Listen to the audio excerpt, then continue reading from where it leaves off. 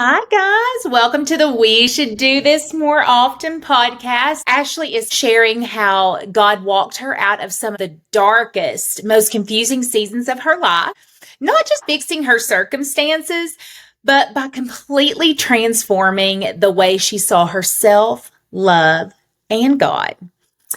This is about turning the page, about stepping into a new story with an entirely new lens. So settle in, grab a drink. You're going to feel this one.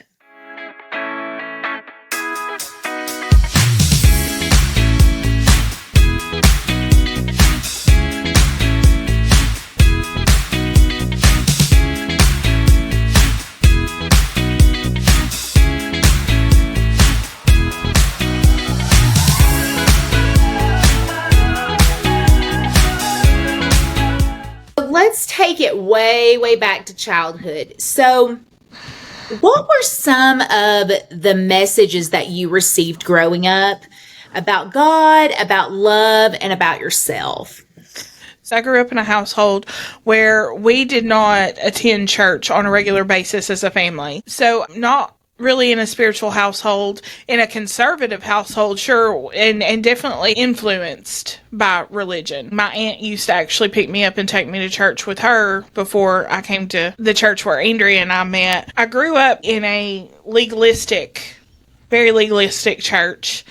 There was always a list of rules about who you had to be, what you had to be, and what you had to do. My mother got married when I was 7 or 8 years old to a gentleman that had an alcohol addiction, and the messaging I got, it was that I wasn't ever going to meet the expectations that the church gave me. They were too difficult, and at home, I was called some pretty ugly names and just always had the sense of I was never going to be good enough for anything in life. And I was kind of just resigned to that.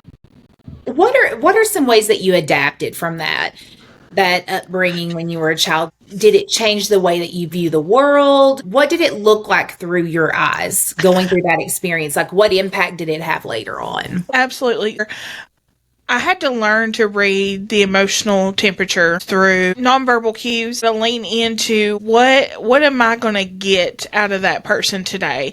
Because it was a little bipolar, my household. One day everything might be great and I'm getting love and attention, and the next thing I know, plates are getting thrown up against the wall and I'm being called stupid and being called fat and stuff that really no kid should ever have to deal with. So I was constantly in a state of observation to try to keep myself safe. And I was taught really that through all that, goals and dreaming, I could dream, but they were never going to be attainable for me.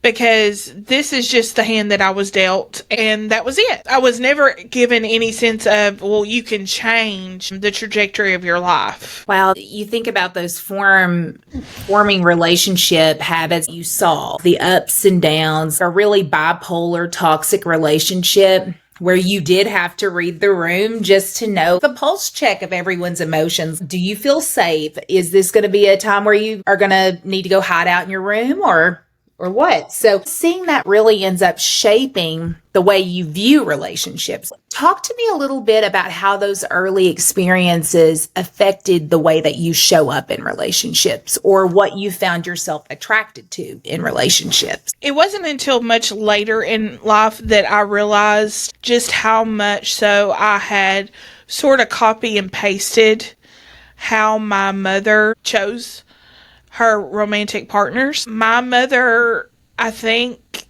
found her worth in being in a relationship and being with someone, no matter how disruptive or toxic that relationship was. I most certainly carried that from relationship to relationship, not even just in family relations, but also in friendships. Looking back on friendships and romantic relationships, I always was a settler. I sort of found myself not expecting to be prioritized. I was the one that was always giving in these relationships, and the thought that was formed there was I wasn't lovable. I felt like I had to take what was given to me. That created, and not a lot of people like really know this unless you have lived in close quarters with me. Anger sort of for a long time was my default setting. I was very angry that I was never chosen because I felt like I gave a lot and I had a lot to give, and I still believe that. But it was never valued, at least not in the way that was easy for me to recognize. I was very defensive all the time because my fear was if I did not meet expectations that I would get dropped. I became very controlling of not just situations, but the information that was out there. I was very apt at lying. I was a liar. All this was to manipulate what I thought people's perceptions of me were. And I not only lied to other people, I lied to myself. It was as a defense to protect myself from being hurt. Not that that worked. I tell you. I didn't allow anybody to hold me accountable for any of it. I was like a little brat. The reasons behind it were I did not feel loved and I was seeking some sort of attention, but still didn't make it okay. So when you think about that pain that you carried over from those relationships, especially like in your younger years as you evolved into relationships, what did that pain look like from one relationship to the next? It became sort of my identity. It became a trophy of sorts of look what I have endured. And look at what I have had to put up with. Because I was naive enough to think that I was in the minority of people that had to deal with heartbreak and pain in my younger years. And I had some very low, very emotional points as a result of it. I have always been someone that feels things very deeply. And so along the way, I learned how to, and I think a lot of people do this, I learned how to suppress my emotions, how to sort of disassociate from them because they were causing me so much pain. But I sort of wallowed in it. If I'm being honest, there was a comfort almost in it for me. There was a sense of this is where you belong when I didn't belong anywhere else. I belonged in the misery. Yeah, because it's kind of almost like that's a known, it's familiar and it's a known space. You know how to feel like that. You don't know how to feel when you're happy and stable. That's so unfamiliar that when you do experience it, you kind of fight it in the beginning, right? So when you think about being at that lowest point where you realize that you were placing your worth in someone else, what did that look like? There was one relationship in particular that was very on again, off again, and I thought that that was my epic love and that, you know, nothing else would ever compare to it. And so during one of those off seasons when he decided he didn't want to have a relationship with me anymore, I was so devastated that I actually prayed that God would end my life. Because the mindset I was in, I thought, no one's ever going to love me, and what is the point in living life if this is all that there is? If all I'm going to end up with is being left, feeling alone, and not having anybody, what is the point? And I had accepted Christ at that point. I accepted Christ when I was 13 years old. But the places that I was in, because I didn't fully surrender to Him, mind, body, and spirit, it was low. I don't even know how to explain the amount of pain that I was in. And very much so ready for it to be over. Did you ever have a moment where you knew deep down that this isn't love, but stayed anyways? Not until much later. I know that might make people's brows raise a little bit, but from what I knew about relationships and what love was at that time, I thought that love meant that I have to degrade myself or accept less or give parts away of myself that weren't going to be appreciated, and they weren't right for doing it. But it was me that allowed it. And so, no, I never saw it. And I think that is because there were so many things during that era of my life that were blind spots to me. I didn't know how to look at it a different way.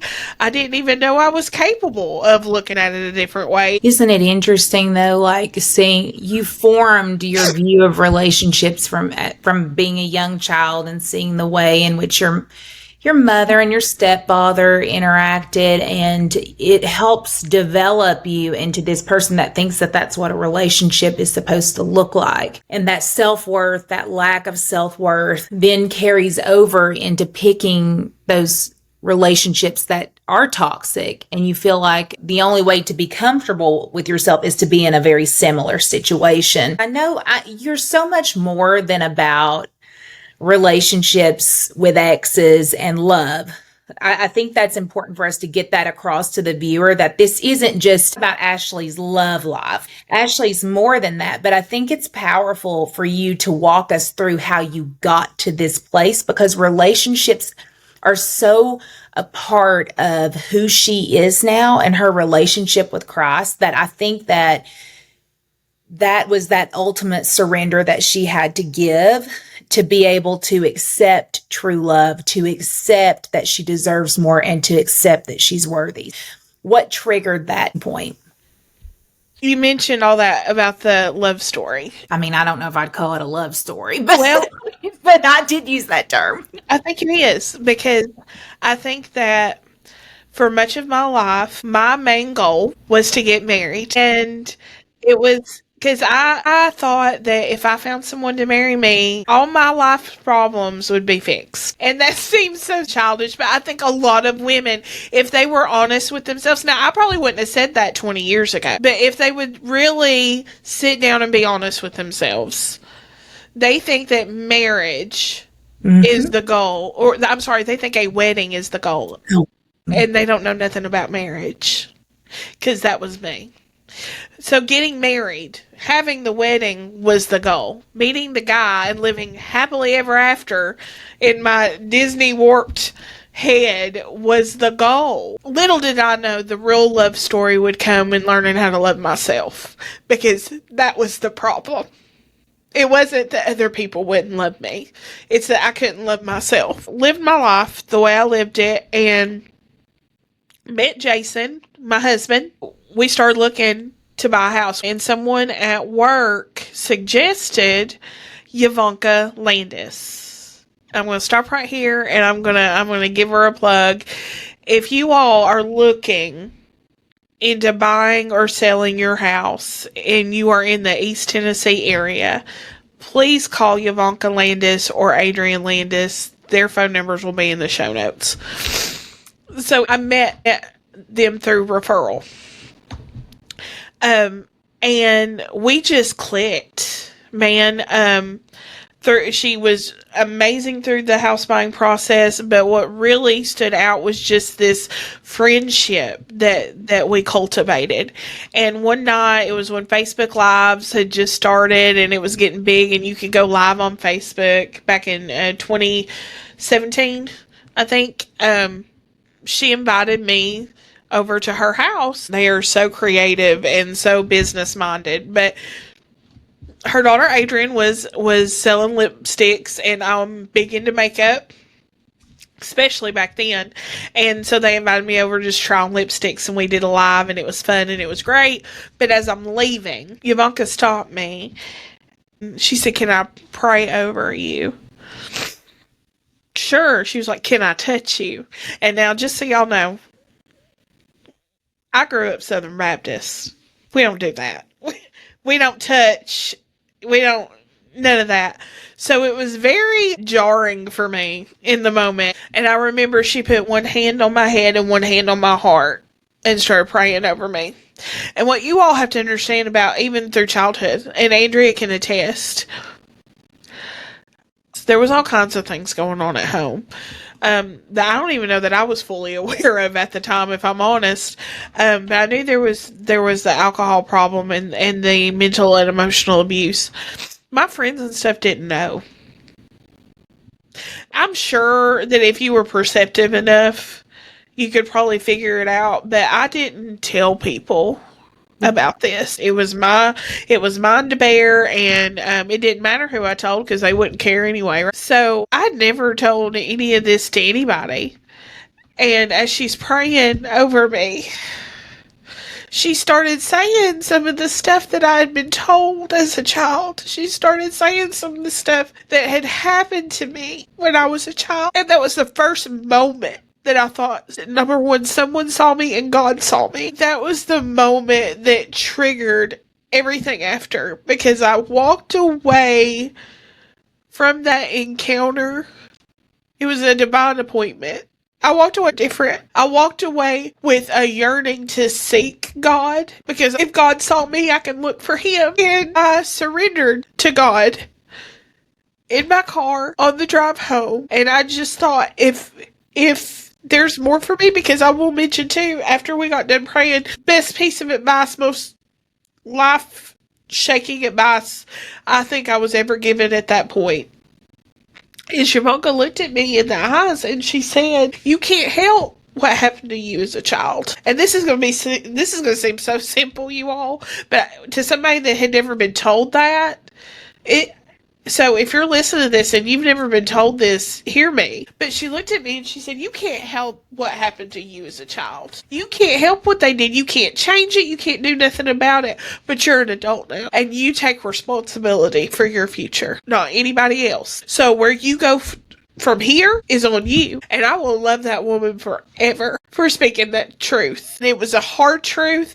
It was a rough truth. It was a truth that broke me down. But it took somebody outside of my pain that had not seen me in it to look at me and tell me that. And I have loved her, and I will forever love her and be grateful to that woman for letting obedience lead her and for speaking into me, because it changed my life. And you want to talk about legacy? That's legacy, because that's the reason why this podcast is here. That's the reason that I teach my little nieces about Jesus. It's the reason I teach. Anytime Andrea's children ask me anything about God, I'm on it. That's why I love encouraging and uplifting women so much. I started seeking Him really wholeheartedly. Jason and I weren't in church at that time. So I started reading devotionals, listening to sermons online, listening to worship music, doing all the things outside of church to hear from God. And He kept bringing this same thing up to me it was in every sermon, every devotional, everything that I listened to. And it was turn. So I just kept praying on it. He kept bringing it up. And one day I was driving down the road and I pulled over in the old Kmart shopping center. Something just told me to pull over there. And I just started praying, like wholeheartedly, just started praying.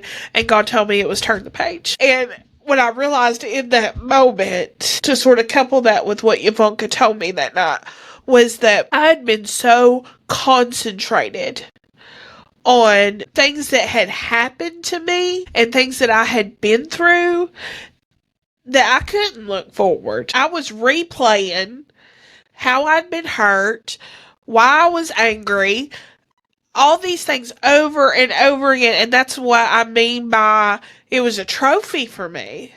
It was this thing that I could show off and say, well, this is why. It was an excuse. This is why I am the way that I am.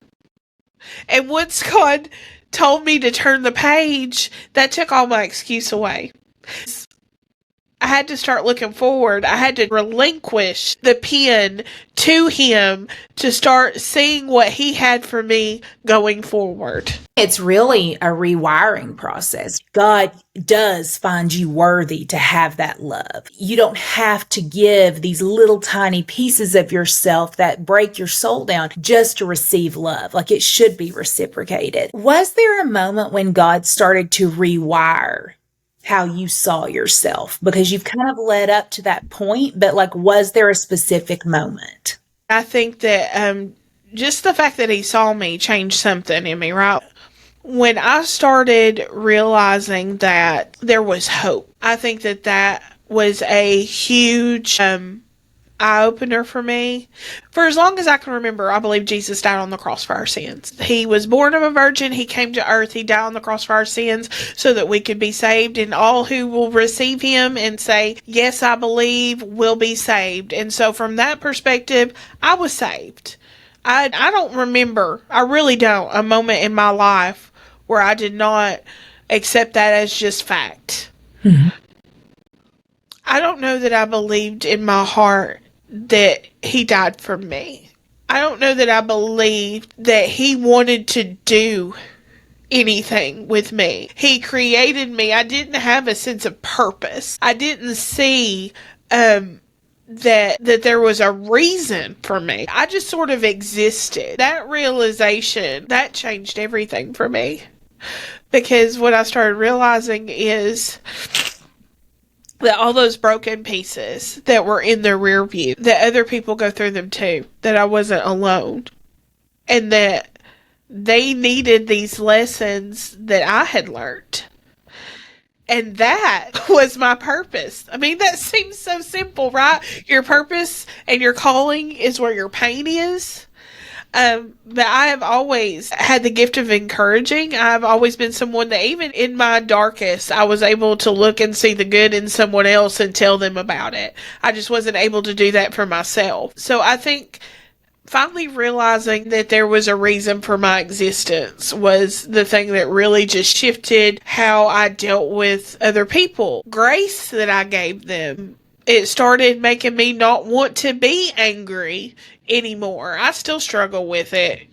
We're going to be transparent on this podcast. I struggle with just getting pissed off, especially when people are mistreated, when I'm mistreated, when I don't feel heard. Showing grace to people and forgiveness, it's been a huge undertaking for me, but it was all started in just realizing that God forgave me. And I love the story of the woman at the well where she says, I met a man that told me everything I ever did because I didn't see the things that I was doing to myself. I didn't see the things that had ultimately led me to the life that I was living. I assumed that they were the results of other people's actions, and they were a result of mine. They were a result of the value that I placed on myself. It's hard because, when you grow up without a father, mine abandoned me, and yours, he didn't exist, and you didn't find out about him until later. And so that sense of I'm worth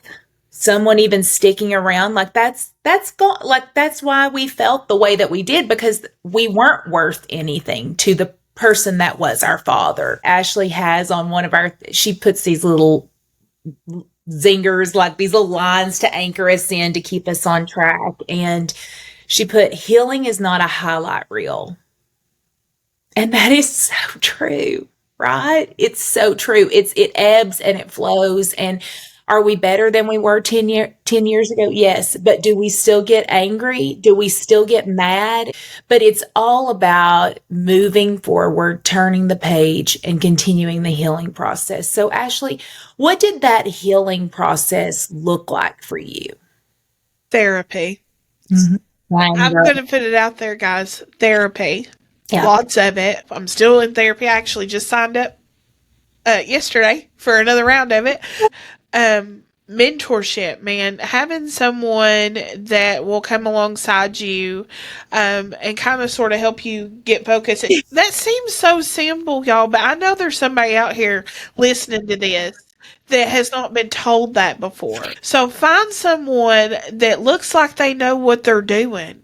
And ask questions. Don't be afraid to feel stupid. And read your Bible. I cannot reiterate that enough. I spent too much of my life basing who I thought Jesus and God were on what some other man told me, when he's told me himself. They've told me theirselves. However you want to put it. They gave you a whole book. Read it. I love this thing I saw on Instagram. I sent it to you. Saw a post that said, travel to a place where no one in your bloodline has ever been. So I went to therapy. I mean, that's the goal. right? Yep. Like we're both on this journey of healing because my children deserve the best possible person who we encounter with on our daily walk with Christ, and just humans living on earth to make the earth a better place. Like it deserves the best of us, and that requires healing and not living in that constant state of anger and resentment. Like it is our job because we are adults, right, Ashley? We are. And it's our job to pick up and move forward and heal through that journey. So I want to kind of hit on this, Ashley. So what would you say to someone who is stuck in the lens you used to live in? Because there are so many, but a lot of women get stuck in that same cycle of self-worth and toxic relationships, and they have a very hard time getting out of it, you know? And so what would you say to someone who was really stuck in that lens? I would say to them, first off, learn what God says about you. He says a lot about who he expects you to be and who your identity is and what it should be grounded in. He says a lot in here. So learn those verses. If you don't learn anything else starting out, learn those verses. Be able to at least, if you can't quote them, paraphrase them to yourself, as long as they're rooted in truth. Well, thank you, Ashley, for sharing your story with us today. I think that it's a powerful message that a lot of women need to hear. I do want to give some statistics. You know me, I'm a huge research buff. So according to the National Institute of Health, children of alcoholics, which is the home in which you were raised in, are 4 times more likely to develop emotional or behavioral problems and more likely to repeat unhealthy relational patterns. But the powerful thing is that cycles can be broken, and Ashley is a living testament of that. So this is what I will say about who I see myself as now. I am a beloved child of God, and I am a woman on a mission. I believe in women. I believe in how resilient they are. And I believe that all that pain that I went through has a purpose now. And it is my life's ministry to be an encourager and to love on women. And it is my passion to see that other women that have lived like me in not knowing their worth and in who they are meant to be come to see that. And anything that I can do to help that along, I want to be a part of it. I am a woman that loves deeply and that should be appreciated for that. But it leads me to my life verse, which is Romans 8:28, which says, "For we know." And I want to pause right there, because that's probably my favorite part of the verse, is that for we know. It's not for we think. It's not for maybe or it's possible. No, it is for we know that all things work together for the good of those that love God and who are called according to his purpose. It's a verse that is commonly misunderstood. It doesn't mean everything happens for a reason. It doesn't mean that everything is good. What it means is that no matter what we are dealt in life, because we're going to get dealt a crappy hand sometimes, but God can take that and he can use that and turn it into something that is not only redeemed, but impactful. And so that is my story, is that I am redeemed and my story is impactful to those that need it. All stories are. If there is something in today's episode that made you nod your head or tear up or feel seen, you're not alone. We believe in the power of testimony, and if you've walked through something hard and found God in it, or you're still in the middle of it, we want to hear your story. Remember, that's the reason we started this podcast, is we want women to feel seen, and men. I mean, hey, men too, more the merrier. We want you to feel seen and heard in your story. So if you do have a story that you would like to share or potentially be a guest, send us an email at weshoulddo.this@gmail.com. Your story matters, and you never know, someone else might need to hear it. And if you haven't already, follow our podcast, share this episode, or even leave us a review if it helped you in some way. We've got more stories coming your way. Until then, we should do this more often.